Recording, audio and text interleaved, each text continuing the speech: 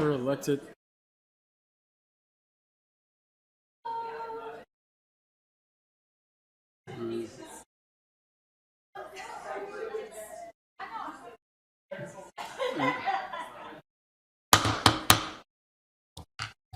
All right, the May 11th, 2023 meeting of the Anne Arundel County Council is now in session. The purpose of this meeting is to hold a public hearing on the proposed FY 2024 county budget and Board of Education budget. Please ensure all cell phones and electronic devices are set to silent. Please pause for the invocation, or rise for the invocation and the Pledge of Allegiance. And Ms. Fiedler will lead us. Thank you. Please pray in a manner consistent with your faith while I pray in a manner consistent with mine. Lord, as we gather tonight to hear from residents, may we listen with an open mind, respect our differences, and recognize our similarities, and remember our commitment to serve all the residents of Anne Arundel County. Guide us with faith, with leadership, with honor. Amen. I pledge allegiance to the flag of the United States of America and to the republic for which it stands, one nation, under God, indivisible, with liberty and justice for all.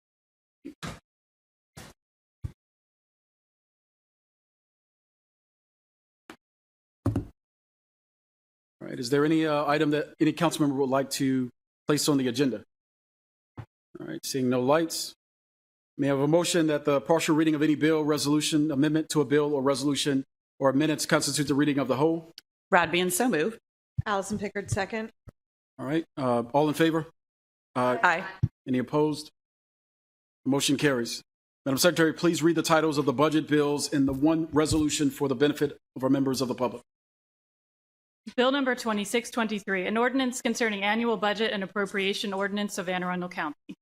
Bill number 2723, an ordinance concerning tax levies, special community benefit district, shore erosion control district, and waterways improvement district.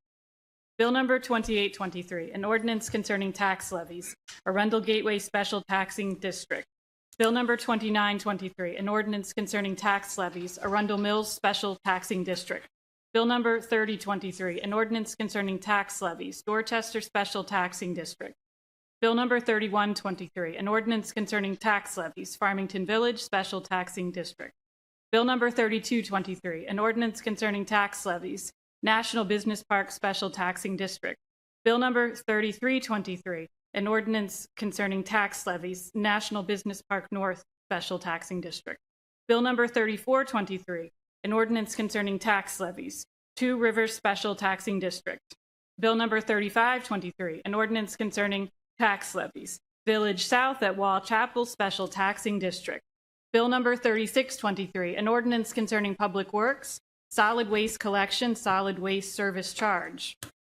Bill number 3723, an ordinance concerning public works, utilities, metered water and wastewater charges. Bill number 3823, an ordinance concerning finance, taxation, and budget, use or occupancy tax. Bill number 3923, an ordinance concerning finance, taxation, and budget, transportation network service assessment. Bill number 3923, an ordinance concerning finance, taxation, and budget, real property transfer tax, housing trust special revenue fund. Bill number 4123, an ordinance concerning finance, taxation, and budget, revenue reserve fund. Bill number 4223, an ordinance concerning finance, taxation, and budget, income tax.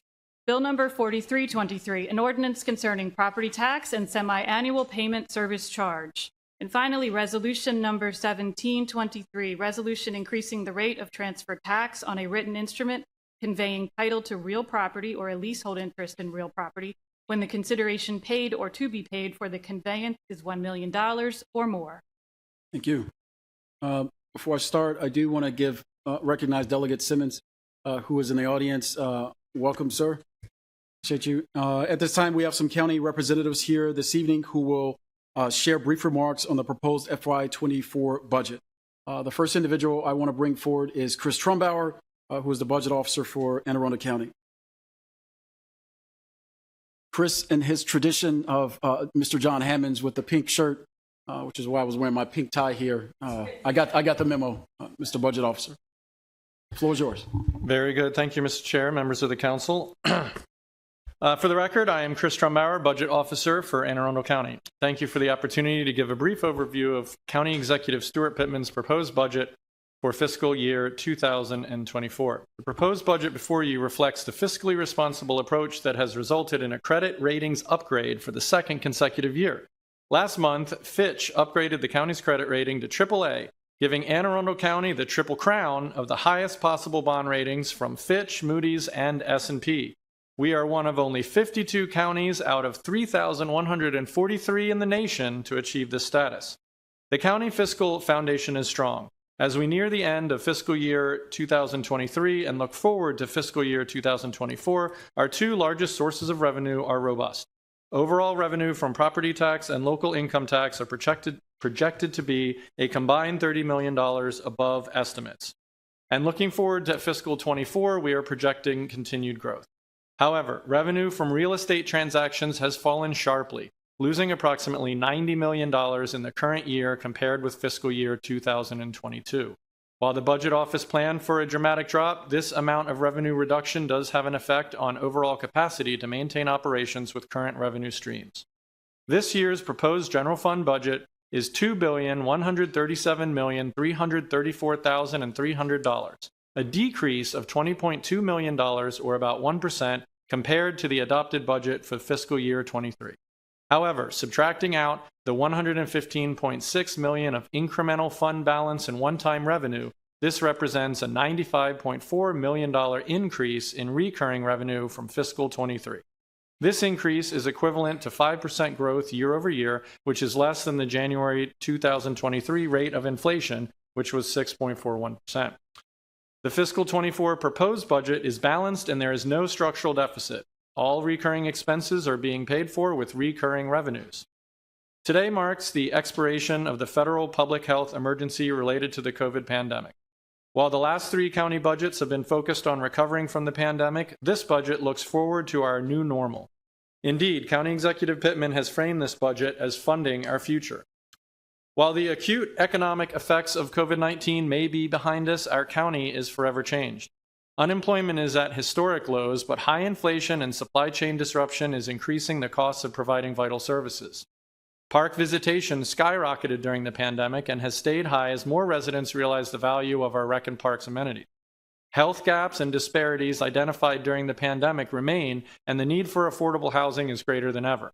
The county executive's proposed budget makes strategic investments to address these needs.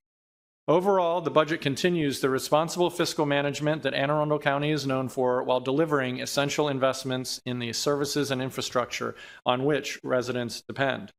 The proposed budget includes two changes in the local income tax rates using the progressive local income tax structure authorized in 2022 by the Tax Relief for Working Families Act. First, the budget implements new tax bracket for joint filers, which will lower the income tax rate on the first $75,000 of taxable income from 2.81% to 2.70%. Second, for taxable income above $400,000 for individual filers and $480,000 for joint filers, the tax rate will increase to 3.2%. To be clear, this new rate only applies to income above those thresholds. So if an individual with $450,000 of taxable income would only pay the higher rate on $50,000 of their taxable earnings. The most recent tax data available suggests that more than 98% of Anne Arundel income taxpayers will pay the same rate or a lesser rate than this current year. Anne Arundel County has a property tax revenue cap that limits revenue to an annual increase equal to the January Consumer Price Index or 4.5%, whichever is less. For fiscal year 24, that corresponding tax rate would be 95.2 cents per $100 of assessed value. However, in accordance with state law, the county executive has set the rate at 98 cents in order to propose $26 million of additional funding to the Board of Education and fully fund the board's compensation request for educators. The new rate still positions the county as the 10th lowest of Maryland's 24 county jurisdictions and the lowest among the Big Seven Central Maryland counties. The county executive's budget also includes increasing the hotel tax from 7% to 8% and establishing a 25-cent surcharge on rideshare trips that originate in the county. Together, these two new revenue enhancements are projected to bring in approximately $2.3 million in fiscal year 24, and this revenue will support the county's Resilience Authority and transportation programs. The fiscal year 24 budget makes several investments to secure long-term fiscal stability. The proposed budget includes increasing the Revenue Reserve Fund to 8% of general fund operating revenues with a contribution of $24.6 million. This will result in an estimated balance of $159.2 million of reserves by the end of fiscal year 24. The budget fully funds our annual pension and retiree health care contributions at $130.8 million and $53.5 million respectively. This includes $19.2 million to establish the Board of Education as a component in our retiree health care trust for the first time. This is a significant step for ensuring the security of retiree health care for our teachers and educators. The County Executive's Office has put together a 4-page document with highlights of what is funded in the budget that is a helpful resource. I encourage residents to grab a copy or find a digital version on aacounty.org/budget. Nevertheless, I'll run through several key components of the proposed budget. The budget includes $879.7 million of direct funding to the Board of Education, an increase in $45 million from last year. Adding in debt service, school health, school safety, general contributions to the school construction budget, the total is $1,045,200,000 and represents about 49% of the county general fund budget. The proposed budget prioritizes several key components of the Board of Education's request. Again, this year, the administration fully funds the compensation package request for our educators, which totals 8% increase for all units. The budget also includes a $2,000 bonus for special education positions and a $5 a day increase for substitute teachers. The budget meets all new requirements for the Blueprint for Education. It fully funds the virtual academy and brings on the first new positions for the new Old Mill High School. Budget also invests in 45 new pre-K positions, 15 social emotional health positions, and 14 English language development positions. Our nationally acclaimed Anne Arundel Community College will receive $50.1 million in county funding. That's an increase of $1 million from last year. Our library system will receive $30.5 million of general fund support. That's an increase of $2.7 million compared to last year. The budget makes significant new investments in public safety, including adding 12 sworn police officer positions to bolster community policing and a police lieutenant to manage the new real-time fusion center. In addition, it creates 18 new firefighter positions to fill much-needed posts. The budget also adds 12 new vehicles for deputy sheriffs and a new reentry hub at the Ordnance Road Correction Center. Overall, public safety accounts for $433.6 million in funding, or 20% of the general fund budget. In our Department of Public Works, several new project management positions are proposed to manage increased capital projects and expedite project timelines. Similarly, with the addition of several new county parks and continued high park visitation numbers, the Department of Recreation and Parks is proposed to add 4 new maintenance positions and a new park ranger. The county is proposing to continue or extend several key health and human services initiatives. We're proposing an additional $1 million for eviction prevention, $1.6 million of new funding for enhanced crisis response, and $1.8 million of increased funding for the county's food assistance programs. The county is also proposing a new dedicated revenue stream to fund the Affordable Housing Trust Fund. This revenue will come from a 0.5% increase in the transfer tax for real estate transactions greater than $1 million. In fiscal 24, this is projected to be approximately $7.5 million, but that amount will grow as the real estate market recovers from recent low levels of activity. The county successfully negotiated agreements with all 11 of its bargaining units. The proposed budget also includes a 5% cost of living adjustment for non-represented employees and the same for contractual workers effective upon renewal of their annual contract. Due to continued high inflation, county utility rates are increasing. The annual trash and recycling fee is proposed to be $380, up $39 from this year's rate. Water and sewer rates are proposed at $3.23 and $5.67 per 1,000 gallons, respectively. These are increases of 29 cents for water rates and 15 cents for sewer rates. The average annual bill for a residential water and sewer customer is estimated to be $746.58, which remains the lowest in the region. The county's stormwater fee is proposed to increase by 5% to $93.71 annually for a single-family residential home.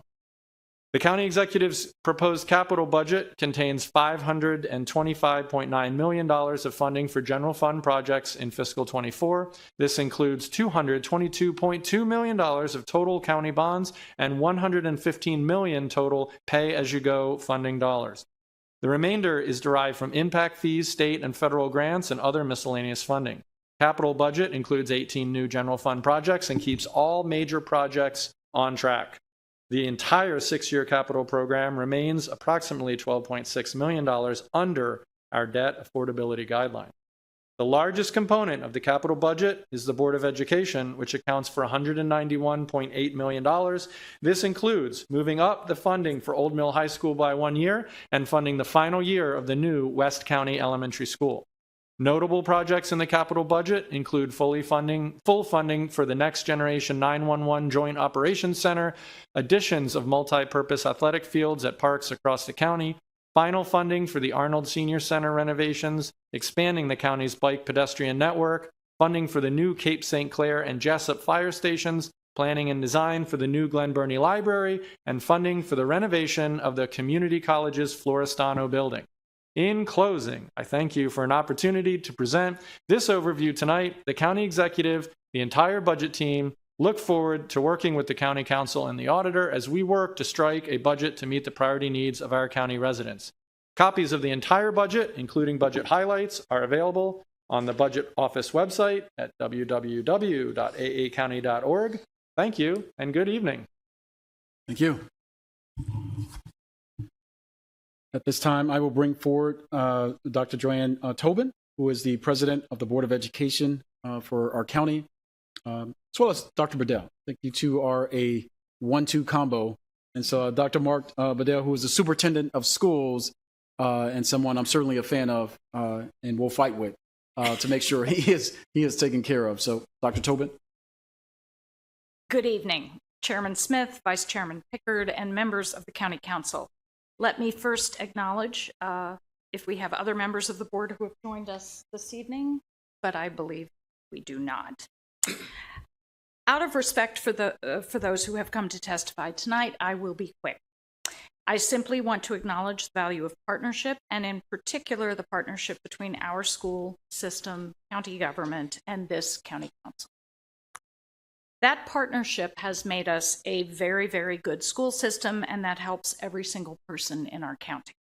As Dr. Bedell says almost every time he speaks, however, very good isn't good enough. The goal is to be great, and thanks to your partnership, we're on our way. 95% of our schools are rated 3 stars or higher on the latest Maryland report card. Annapolis High School was named one of 5 unified champion schools in the nation for its work with students of all abilities in its unified sports program. The Center of Applied Technology, North's baking and pastry program, was just named one of the 24 model programs in the nation. I could go on and on. You, the council, have been a part of that success, and I thank you. I will close by reiterating one thing I said at our workshop last Thursday. As you go through page after page in your budget books, as you have conversations about dollars allocated to projects, and as you consider changes to the county executive's proposal, please don't see the lines as simply funding. Each of those lines, at least in our budget, represents a child or group of children. Every penny you allocate impacts the life of a student. That's our focus, and I know it is yours as well. Thank you, and I will now turn it over to Dr. Bedell.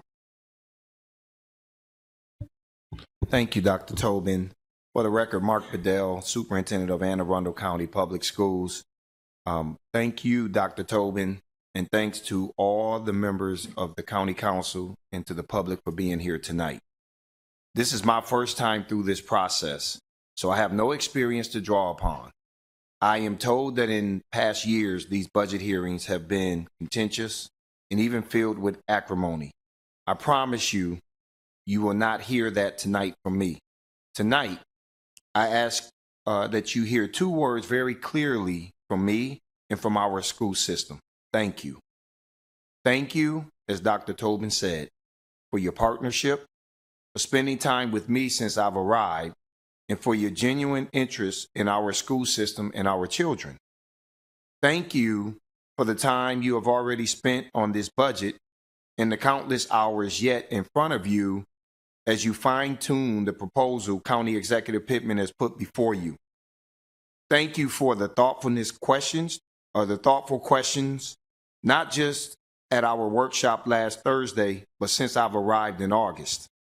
And thank you for your understanding that being great indeed costs money. As Dr. Tobin alluded to, the fact that I want to be great should be no secret to anyone. I know for a fact that you also want us to be great too, because that inserts health into this county. We have significant staffing issues and pay gaps and increasing student needs. But we also have an amazing team of people in our AACPS family, and they are doing incredible work on behalf of our students in our county. Provide us with the resources, and our duty is to provide you and the residents of this county with results, which we will deliver on. County Executive Pittman's budget proposal is a very significant investment. It addresses the biggest issues confronting us, and we are enormously grateful. I'll close where I started. My understanding is that in prior years, you have been presented with a laundry list of our needs that the county executive has left unfunded. I'm not interested again in acrimony. I'm interested in progress. Together we can make our school system great. So tonight, my list has just two words on it. Thank you and take care. Thank you. At this time, we will ask Nicole Bates, Disney Bates, President of the Teachers of Association of Anne Arundel Counties, to come forward.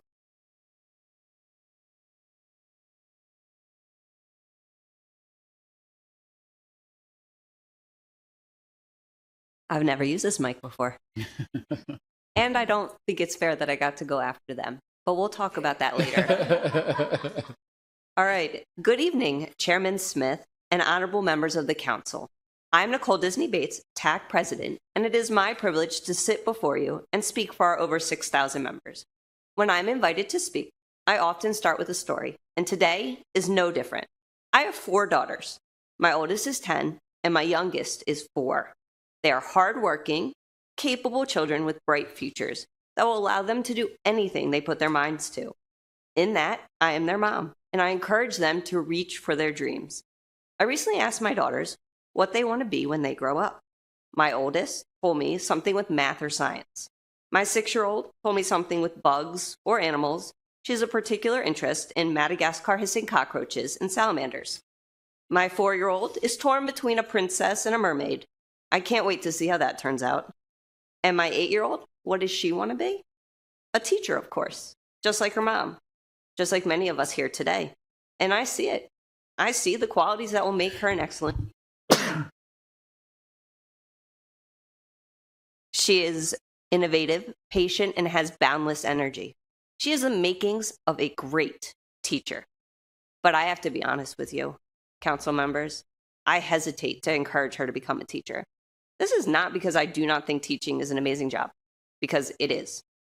Teachers get to watch their students' faces light up when they see you, that aha moment when they learn to read their first book, that moment when you encourage them to keep going, even though they wanted to stop. Teaching is the best job, the best career, and yet, still I hesitate. That's why I'm sitting before you today. I'm not only sitting here as TAC president, I'm not only sitting here for our over 6,000 members, but I stand here for our troubling present and potentially bright future. Where we are now is not a sustainable course. We cannot, should not, and will not accept 200 vacancies as the norm.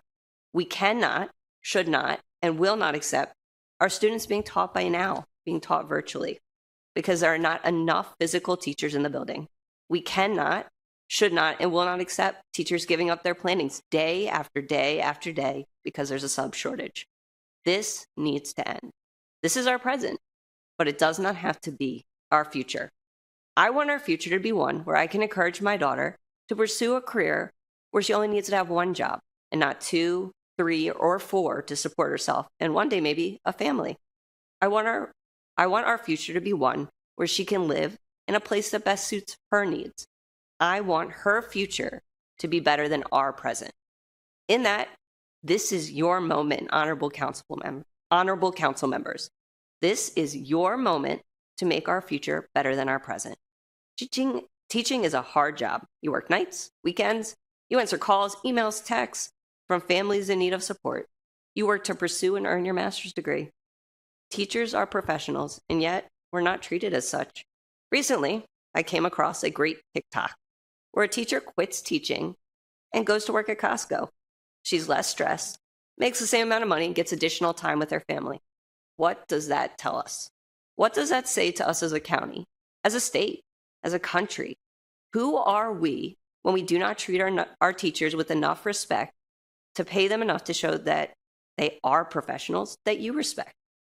I would like to remind you that you, Chairman Smith, you're a Marine. Councilperson Fiedler, you're a senior media buyer. Councilperson Volke, you're a lawyer. Councilperson Hummer, if she was here, she's a teacher. Councilperson Ravian, you're an ACPS teacher. Councilperson Ledbetter, you're a small business owner. Councilperson Pickard, you're a part of nonprofit management. Today, you are all here, council members, not only because of your drive, your desire to serve, your willingness to advocate for what you believe in, but because of teachers. Teachers got you here. I often think of the shirt that says, if you can read this, thank a teacher. So today, while hopefully you think to your past, the teachers that taught you and got you to where you are, and now we are in the present where teachers are working harder than ever before. What is our future going to be? Are we going to stay on this course or change? I hope you choose change, because our students deserve a certified teacher in every classroom. Change because our communities need teachers to stay and become part of the community. Change because in the end, the world, our country, our state, and our county need teachers, and you have the power to change the future. Today, I implore you to fully fund the budget. Think about your past, our present, and the future. After June 1st, I want to be able to tell my 8-year-old that teaching is not only the best job, but your future is bright if you decide to pursue it. Thank you. Thank you. The next person we will call up is Gloria Harberts, Southern Regional Manager for Anne Arundel County Public Library.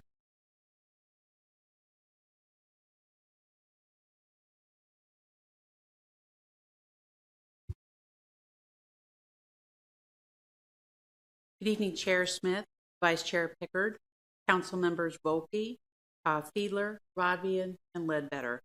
As Chairman Smith said, my name is Gloria Harberts, and I'm the Southern Area Regional Manager for the Anne Arundel County Public Library.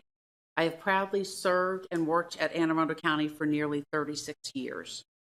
We are grateful for your steadfast support of the library, whether as a member of the council or simply as a customer at one of our 16 branches.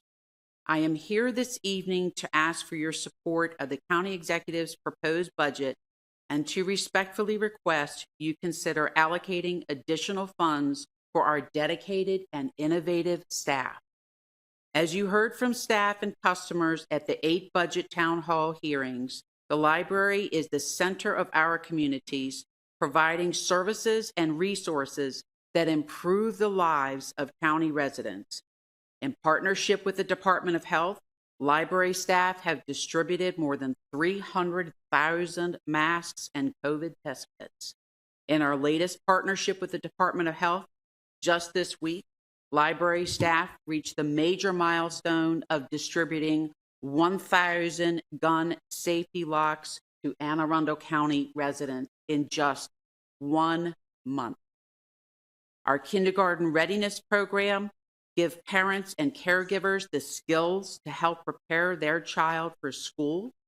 and our computers, laptops, and hotspots, along with free expert assistance, help residents find jobs and bring in much needed tax revenue. These are just a sampling of the hundreds of services library staff provide every day.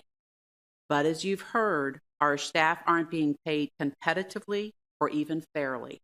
The most recent compensation study completed indicates that out of 289 career staff, 245 aren't paid at market rate, and some are leaving to go to nearby Prince George's, Baltimore, and Howard counties who pay significantly more. We are grateful to the county executive proposed $485,000 in his budget toward the $2.9 million that is needed to bring our staff parity with our neighbors. But it doesn't get us anywhere near what is needed. So our request of the county council is to add an additional $500,000 to the $485,000 that the county executive proposed. If you do, we'll be at 1/3 of the way to parity with the library systems in our region. Why are we asking for nearly $3 million to get our staff to parity? Let me give you an example. A library associate, which is a position which provides kindergarten readiness classes, pays $41,000 in Anne Arundel County. In nearby Prince George's County, it's $49,527, and in Baltimore County, it's $46,658. Our long-serving managers face even steeper disparities. In Anne Arundel County, our branch managers who supervise up to 25 staff start at $65,000, while in Prince George's County, they start at $76,426. While in Baltimore County Public Library, they start at $92,409. That's starting. That's $26,000 more than what we pay. It's 40% different. 40%. This is for positions requiring master's degrees and many years of experience. These are just basic examples of why we must get to parity someday, some way. In closing, I'd like to thank the council for your continued commitment to ensuring everyone in Anne Arundel County enjoys convenient access to the enriching public space in our libraries, and I urge you to consider our request. Thank you very much. Thank you for your time. We would now like to hear from members of the public on the proposed FY24 budget. While I know most of you are animated and passionate about what you are speaking on, we ask you to limit yourself to 2 minutes, motivating speakers like Steve Waddy, who's in the back, who's very passionate. So when I call your name, please come up to the table. When it's your turn to speak, state your name and address for the record.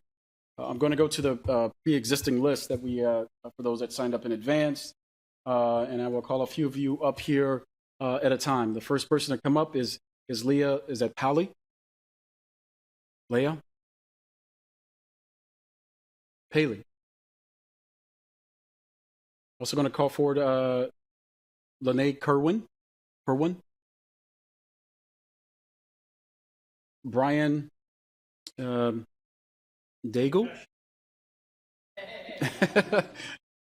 How do you say it? Day? It's pronounced Day? Oh, wow. Oh, that's, yeah, Dag. Okay. Melissa Hadel? Okay. You know, you all could just be a Smith and be done with it, right? Be Smith. And then William DeSold. DUSOLD. All right. Well, then I'll call Jonathan, last one for this batch. So, Layup, 2 minutes. State your name and address for the record, and go for it. Thank you, Chairman Smith and distinguished members of the council. My name is Leah Paley. I'm here on behalf of the Anne Arundel County Food Bank. I'm the CEO of the food bank. My address is 443 Bendale Drive in Severna Park, District 5. but we are located at 120 Marbury Drive in Crownsville. I'm here this evening along with a few of my colleagues, board members, member agencies, and individuals with lived experience of food insecurity. They'll share their stories, but I want to start by respectfully requesting that you keep intact the $1.58 million in funding that was included in the county executive's proposed budget for the Anne Arundel County Food Bank. Last year, our organization distributed 4 million pounds of food. Almost 850,000 pounds of that was fresh produce. Purchasing food as opposed to having to receive donated food and give that out allows us to give healthy, nutritious items to our neighbors experiencing food insecurity. It also allows us to select culturally relevant items. These are matters of equity and food justice. The pandemic funding has gone away, but the need has not.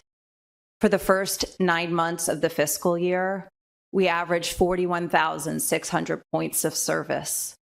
That's up from 12,000 3 years ago. With the food stamps expiring, expansion expiring at the end of February, we saw an even greater jump. In March, we distributed food to over 50,000 individuals. People should not have to choose between paying their rent or putting food on the table. Funding for the food bank ensures that our neighbors in need have access to the nutritious foods they need to have better health outcomes. We respectfully ask that you remain intact the funding in the budget at $1.58 million for the Anne Arundel County Food Bank. And we thank each of you up there for everything you've done to support our neighbors experiencing food insecurity. Thank you. Thank you.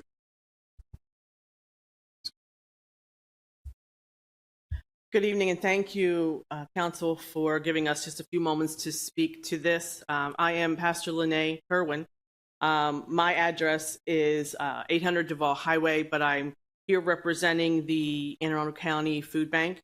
I'm a member of the board of directors, and I'm also the chairwoman for the member agency advisory committee that meets with the Anne Arundel County Food Bank. I'm also boots on the ground as a pantry in Glen Burnie. We've had a pantry for 17 years. And I have to say the last year has, we've had such an uptick that we have never seen before. The funding for the food bank, the 1.5 million, I'm asking also that it remain intact for this cause. This is funding that is vitally important and increasing the need within Anne Arundel County. 33,000 in Anne Arundel County live below the poverty line. 50,000 are food insecure, and over 12,000 of them are children. With the rate of inflation being at 9%, funding is being cut through the county, so the 1.5 million is going to be a desperate need in 2024. I realize that this is just numbers on a page, so seeing firsthand, I just wanted to share a few things with you that I have experienced and that my team has experienced firsthand with the people in need in Anne Arundel County. First of all, the faces of families that are in need coming into the pantry feeling that they're overwhelmed without food and giving them food. The tears of a child when we supply them with a blanket because they have been covering up with clothing, because they do not have blankets or heat in their home. The little snack bags that we give for the weekend, and seeing a child in tears because they get a snack bag for a weekend. Thank you. Okay. You could summarize, but we'll go over to Brian. Thank you, Chairman Smith and distinguished members of the council. I became involved with the food bank. First of all, my name is Brian Degg. I do reside at 14 Dark Star Court, Edgewater. And I'm here on behalf of the food bank. I'm the vice chair of the board.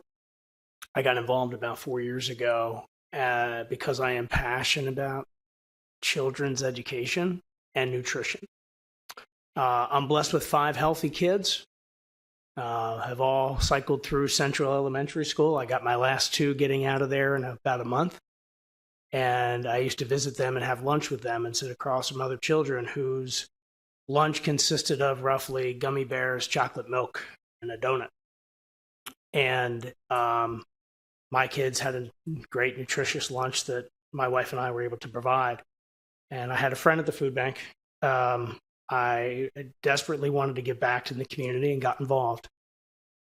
And as Leah so eloquently put, I'm also here to ask that the $1.58 million stay in the budget to satisfy what is crazy to think of an overwhelming need in a county, just one county in Maryland. And to put in perspective what 4 million pounds of food looks like, if you've ever sat or stood next to a tractor trailer truck, that is 100 of those in just our county.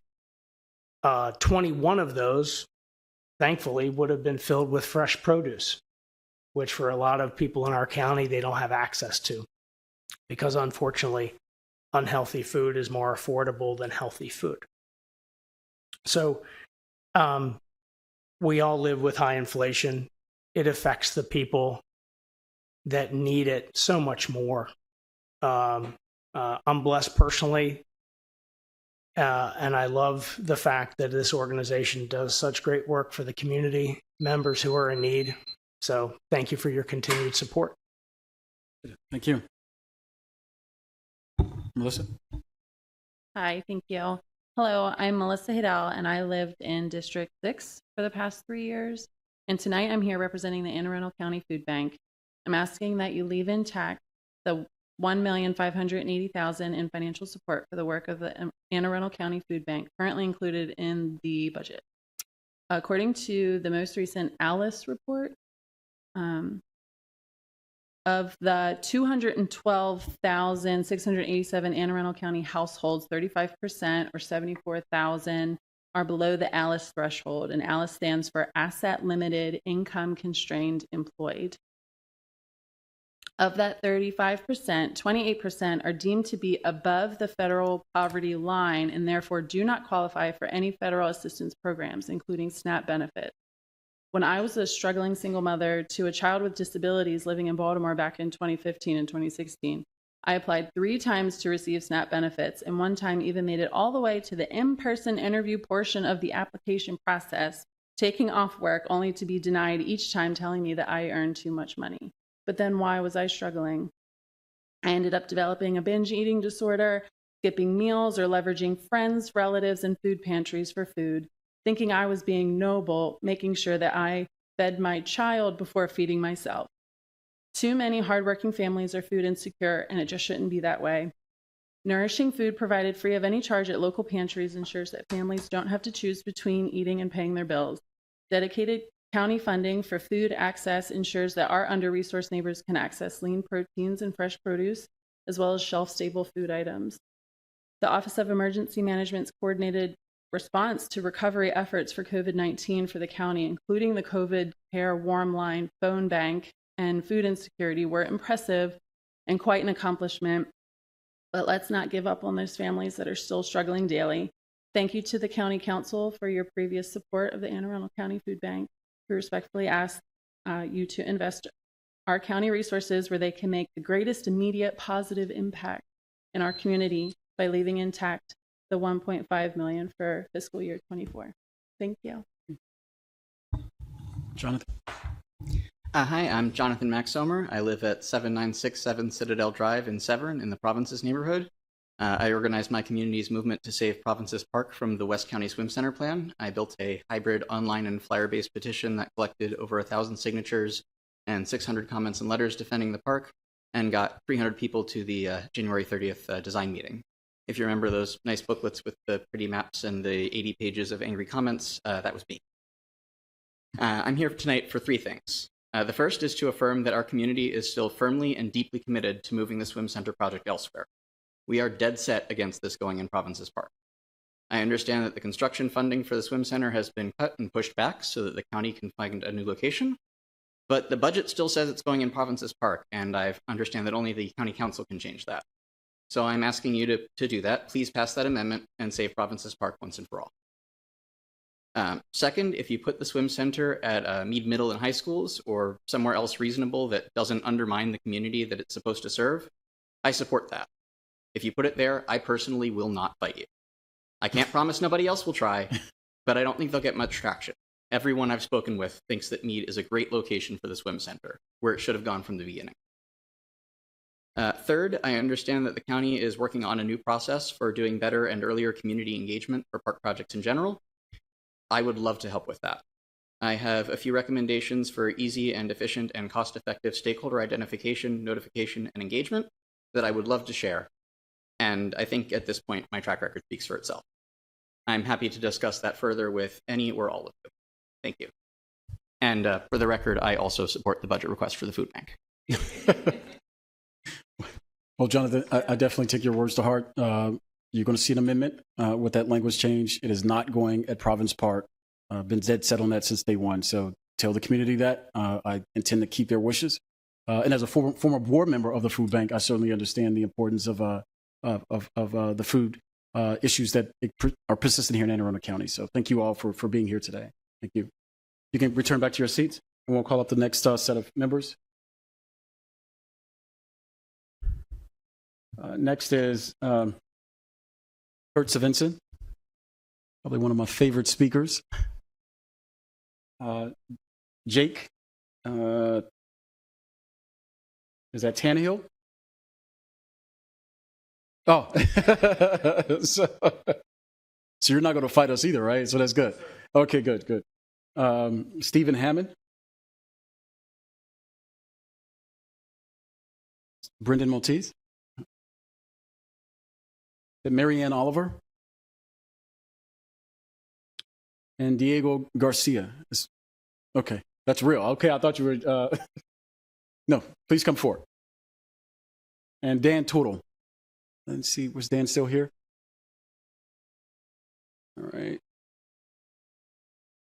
Kurt, we'll kick it off with you. My name is Kurt Svensson. I live in Arnold. My testimony tonight is really directed towards my fellow citizens more than to you. I worked in the county budget office for over 20 years, half of which as the assistant budget officer. From June 7th through June 9th, I'm going to be facilitating a short course on understanding the county budget through the Peer Learning Partnership Program at Community College. Through a series of simple lessons, videos, and guest speakers, a wide range of lifelong learners will come together to explore how citizens can better engage with their local government and honor the civic virtue of responsibility.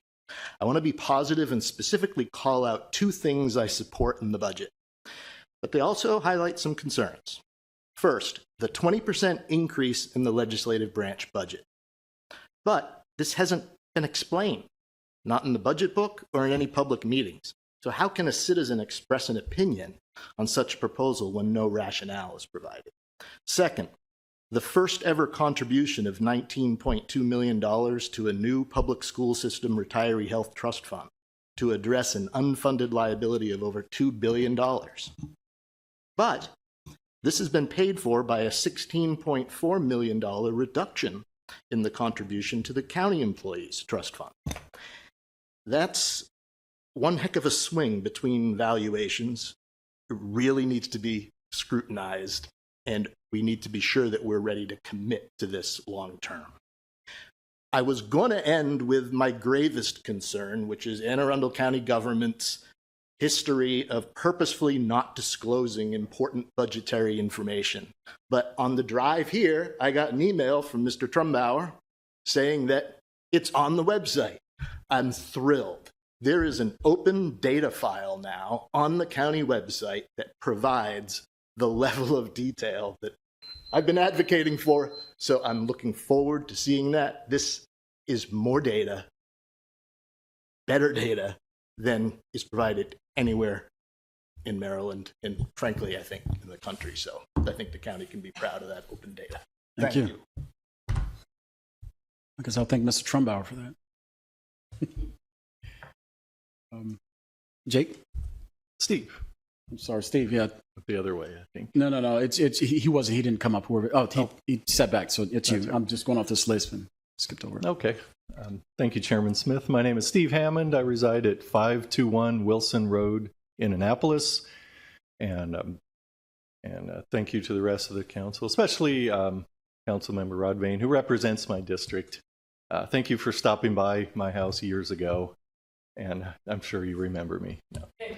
But just speaking for myself tonight, I want to speak in favor of the approval of fiscal year 24 budget, especially in particular the COLA and merit increases for non-represented employees, in which I am one. I work for the health department, environmental health. And just wanted to thank Mr. Pittman for addressing the non-represented groups also equally amongst the represented groups and the school group also. But I just wanted to stress the importance of the work we do in my bureau, helping protect the food you eat in the restaurants and schools, and helping eliminate rodents in communities, designing and implementing safe and efficient wells and sewer septic systems, keeping citizens safe from rabid animals, keeping swimming pools safe and operating safely. But we're educators also. We and my staff also educate the public on proper food handling and food safety. Again, how to properly operate pools, and also keeping the swimming water safe in our area, notifying the public when waters are not safe to swim in due to rain events or bacterial increases in those. So again, I just wanted to say to implement the budget as is, and remember the non-represented group too. Thank you. Thank you. Brendan?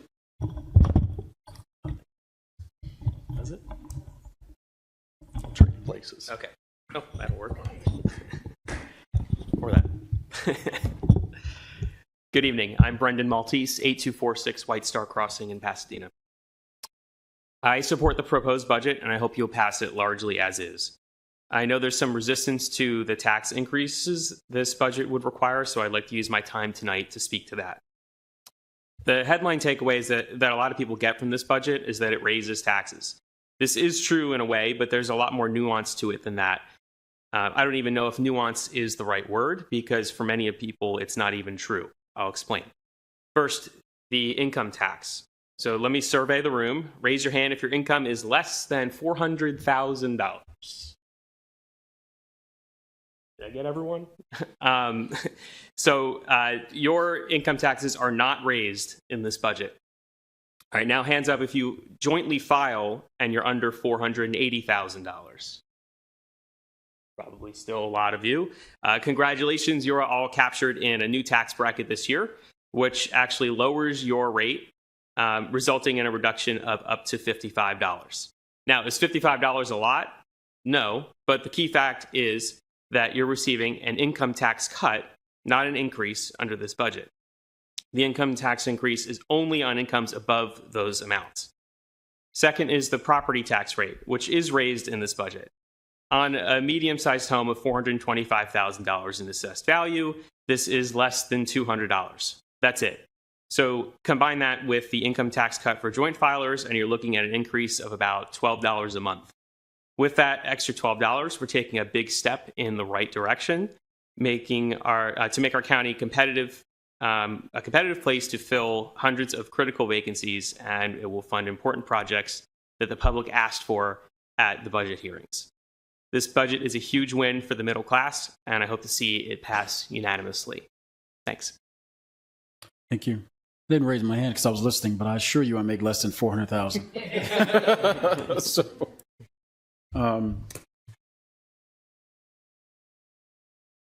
Mary Ann? Yes. Yes. Thank you. Good evening, everyone. My name is Marian Oliver, and I am a speech language pathologist, or an SLP, in this county. This is my 11th year here, but I have over 30 years of experience total. This year, my department, the speech department, has been identified as having a critical shortage in our staff. Passing this proposed budget will help attract new staff and retain our current staff, which has been leaving at a significant rate. This year, the speech department has been paying 15 contract SLPs, some of which are providing services virtually.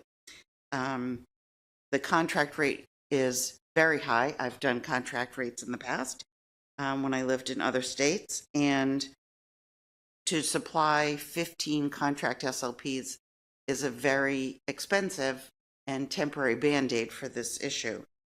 Having limited staff means that our special education students are either not receiving their state law mandated services, or they're being seen in very large groups, which is also not to their benefit and far from optimal for their progress with their goals and objectives. Also, SLPs have been omitted, along with many other related service providers, from the Maryland Blueprint, which allows nationally board certified teachers to receive a $10,000 pay increase and an additional $7,000 increase if you work in a community school. I happen to work at a school for the last 11 years, which is a community school. SLPs have always been required to have a master's degree, as well as a state and national certification, which we need to renew every 3 years. I'm hoping that this county will consider adding SLPs and many other related service providers to the blueprint, as neighboring counties have done, rather than waiting for the law to change. I'm very concerned about how long that may take. And wondering if anybody has any questions about special education or our department. Thank you. Diego Garcia, you got a cool name there. Thank you. So I just want to say thank you for all of you. I live at 2950 Middlebridge Court, that's Crofton District 7, and I'm speaking before you today on behalf of the Anne Arundel County Youth Advisory Council, asking you to approve fiscal year 24's budget proposed by County Executive. We specifically want to highlight its focus on increasing education and housing funding and how it's going to improve these vital aspects of our county. For far too long, our county has been underpaying teachers compared to other counties around us in the area, and as a result of this, we've been facing a teacher shortage that has prevented students from receiving the education that they deserve. As a Youth Advisory Council, we believe that it is imperative that education is given the attention that it deserves, and that our youth is given the focus that they need to succeed. The county budget would serve to increase teacher pay to not only make our county more competitive in attracting more teachers, but it will also illustrate to the teachers already here that the county cares about ensuring their success and the success of their students. Not only is it vital to increase our education, but we must also raise the funding for housing. The Anne Arundel County Affordable Housing Trust Fund has been a life-saving fund for those who have been affected. It is a unique program that has protected those who are under risk of eviction and their safety from poverty. The housing crisis is one of, if not the most significant issues facing our county, and we must ensure the budget is being used in the best way possible for all of our citizens, especially the ones facing these kinds of hardships. Youth are consistently at greater risk of eviction than other groups, and to ensure that they have a roof under their heads, we must invest into this trust fund. Our future is built when we work to help each other, and this budget is serving to invest in those who are our future, namely our youth. We must fight for those who cannot fight for themselves, and by investing in our education and in the housing trust fund, we can help ensure an equitable society. So please vote to pass, and thank you. Thank you all. Turn to your seats. And Mr. Svensson, I'll certainly put something together to talk about the legislative branches in our efforts to be more transparent and to enhance what we do as a body as well. So I want you to know that. Trudy McFall.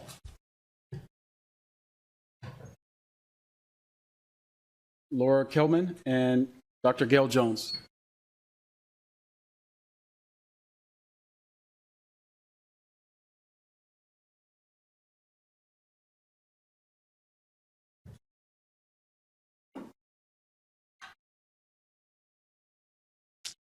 It's always good to see you.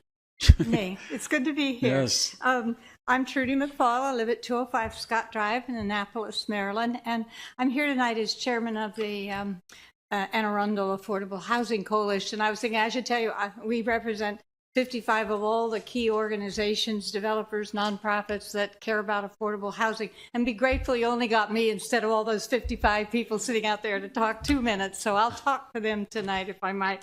We have been, as an organization and as individual groups, enthusiastic about the notion of a trust fund that had a consistent source of funding, such as the transfer tax fee. And in 2021, when it was passed, looked forward to this day. So it is now wonderful. Although you all put, as you know, 10 million of your own county money in to get it going last year, this is the first time now that it has been included as the percent on the transfer tax. And you know what the bill is, 0.5 percentage point. That'll create hopefully $7.5 to $10 million that would go to a variety of affordable housing, home ownership, and rental and other things. So it's it's an exciting moment that we've come to, and following on your other things that you've done already for housing, the accessory dwelling unit and the improving the senior housing so it's consistent.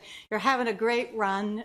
It's exciting time for the coalition to have you all as our council members, and we look forward to working with you in any way that's needed to get this enacted, and certainly to see it go to good use to improve what we all see as the growing priority of affordable housing in our county. So thank you very much. Thank you. All right. Hello. Hi, everyone. My name is Laura Kelman. I'm a library associate at the Severna Park Library.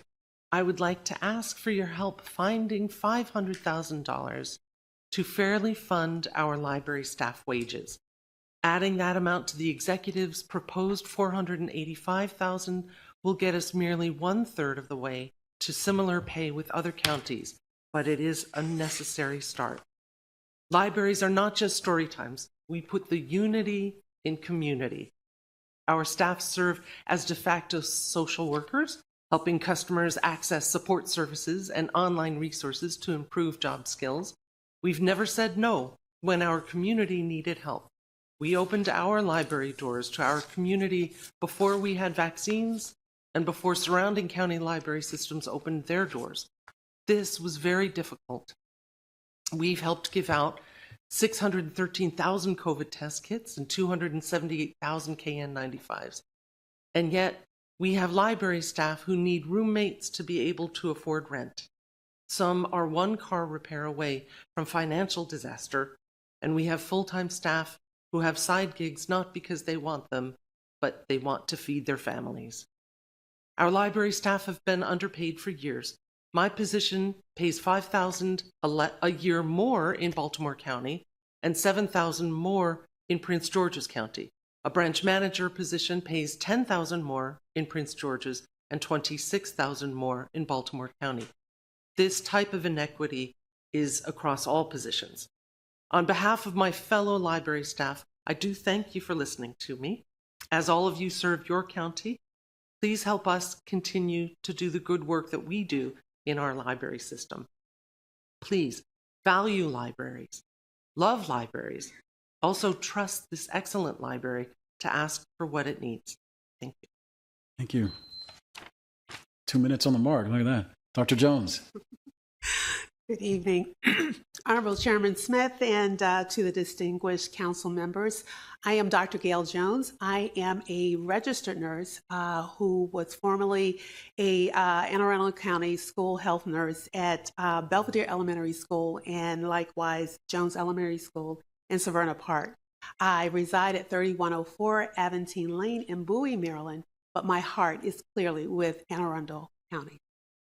I am immensely grateful for the opportunity to speak as you continue the gargantuan task before you of creating and improving a holistic budget that sufficiently meets the myriad of educational, health needs of children, families, educators, but also should address a necessary upgrade in the employee salary and benefit needs of contracted school health staff in Anne Arundel County. I implore you to consider to adjust, to recalibrate the current proposed budget as it has clearly a stamp of insufficient funds written all over it. Insufficient, why? Because currently nursing health assistants and staff, those who are contracted, must use a current 8 days of paid leave for sick leave, for bereavement leave, and professional development. If you'll consider the fact that with the COVID pandemic, that nurses had to, or really all staff who contracted it, 5 days of leave. So that's 5 days of leave from this 8 days of paid leave for sick. And God forbid that they should become ill while caring for children in the health room. 3 days left to be able to be paid. Insufficient because here in the third wealthiest county in our nation, non-competitive salaries and benefits have been assigned to the current staff and used to try to recruit new RNs and health assistants to Anne Arundel County. Because that is the case, there has been and will continue to be a siphoning of the best and the brightest for Anne Arundel County. And why? For the health and well-being of students. Because after all, better health does mean better learning for our students, our current and our most prized resource. Thank you. Thank you. Thank you all. You may return to your seats. So that takes us through the list of folks who have signed up in advance. If you did not have an opportunity to sign up in advance and you would like to speak before this body, please come forward now. We have room for, we'll do 5 individuals at a time. I see Mr. Waddy walking forward. Are there any other people that would like to speak about anything within the budget? All right, this will be our last call then, if I see no additional movement. This will be the last call. Okay. Mr. Waddy. I'm trying to get as passionate about what I do as you are about powerlifting. But hello, my name is Stephen Waddy, and I'm here on behalf of the Anne Arundel County NAACP. We supported many of the initiatives in the budget in the past, especially the Housing Trust Fund, and we support many of the current initiatives, namely in the area of housing. We support the county executive's proposals, which increase eviction prevention funds, supporting the Affordable Housing Trust Fund, creating new housing, and improving social support initiatives for returning citizens.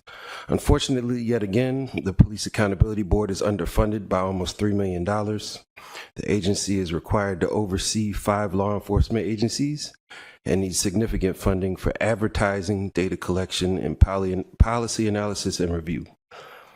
As much as we would like to see the funds allocated to this police chief be reallocated to the victims of the drug war who were locked up for marijuana possession, or the families of people like former Arundel High School student Deontay Quarles, who was killed by the Anne Arundel County Police Department during a mental health issue, we are hoping that these funds can be put towards the Police Accountability Board. In addition, the Human Relations Commission is tasked with addressing discrimination in the housing market. Asha Smith deserves to have a strong core of public relations experts that do marketing and advertising to tenants and homeowners, attorneys who can do proper investigation and litigation, and data analysts to address trends in gentrification, which include displacement due to racist lending practices, racist steering by whites-only real estate brokerages, and other violations of the county's recently adopted Fair Housing Act. To follow up on the discussion of the food bank, in January, when the county executive had his public hearings, we advocated for the funding of free school lunches for all, and I believe you heard one person speak to that earlier, the need for school lunches to be fully funded for all students. Although this is not necessarily budget related, we would also love to see the school system's race and gender statistics for its employment on the same website as the rest of the county government, EDI. Thank you. Hello. Good evening. My name is Kathy Hall Guay. I live at 1185 Green Holly Drive, Annapolis, Maryland. I am, I guess, many different hats. I am a teacher. in Anne Arundel County, very proud teacher, former student since 4th grade. And I would like to ask that you fully fund the superintendent's budget. I'm also a teacher who's been wrestling with the idea whether or not I should just consider retiring earlier than I would like to. But I have to say, after meeting Dr. Bedell and listening to her and that he had, and that decision's getting harder now. I have a lot more hope, and I like what I'm hearing, that people are communicating better than they have in the past between our county councils and our school board. And having been here in the past for a long time, been here with my colleagues through the years where we did not get our merit, we did not get our step increases, and you may or may not be aware that many of us, I lost just what would have gone in my paycheck over the years, over $200 and some thousand that I will never see. And the impact to my retirement was over $400,000 that I will never see, and that we will never be compensated for. But we stayed loyal to our county. We could have left and made more money and come back. I am just very hopeful. Please fully fund this budget for the mental health reasons that we need. I am at Mills Pearl Elementary School, where we held Principal of the Year this year, but we can tell you the trauma that our children do see. And just recently, as recently as last week, there was a terrible shooting that affected one of our families. We really need you to fully fund this budget for our kids. These are our future. And thank you very much. Yes, ma'am. Thank you. Thank you. All right. As I stated previously, I didn't see any other hands. So the public hearing on the proposed FY24 budget is now closed. Is there any other business to be brought before the county council at this time? All right. Seeing no lights, may I have a motion to adjourn? Motion to adjourn, Allison Pickard. Second. Ledbetter, second. All in favor? Aye. Any opposed? Motion carries. The county council is adjourned until 7 p.m. on Monday, May 15th, 2023, when we will meet in these chambers for our regularly scheduled legislative meeting.